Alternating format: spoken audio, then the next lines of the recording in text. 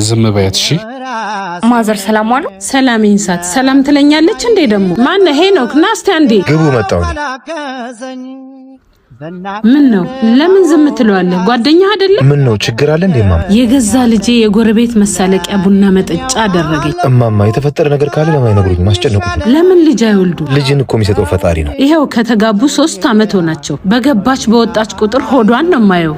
አንተስ ጓደኛ አይደለም አታስታውሰው? አይ ማማ እሱ ልጅ መውለዱን ረስቶት ነው የማስታወሰው። መውለድ የማችል ከሆነ ለምን አይፈታትም? እኛ እኮ በዘራችን ወላዶች ነን። ለሁሉም እኮ ጊዜ አለው ማማ። ደሞ አብዝቶ መመኘት ኃጢአትን ይወልዳል። ደሞ እንዲህ ሲናገሩ እንዳይሰሙት። ይስማ። መውለድ የማችል ከሆነ ከቤቴ ትውጣልኝ። እማማ ይስሙኝ እንጂ። ማነሽ? መውለድ የማይችል ልጆት ነው። ምን? የኔ ልጅ? አዎ የእርሶ ልጅ። እማማ እዚህ ሐሳብ ማውጣት ማውረዱትን ትቶ ኪዳነ ምሕረት ሲሄዱ ይንገሩለት። መውለድ እንዳለበት እሱም ባለቤቱም አላጡ። አስተዋሽ ያስፈልጋቸው። የሰው ህመሙ ብዙ ነው። ከፈጣሪያቸው ጋር የሚታገሉትን እነሱ ያውቃሉ።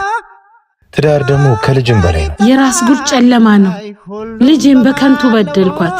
ይቅር ትለኝ ይሆን? ይቅርማ ትሎታለች።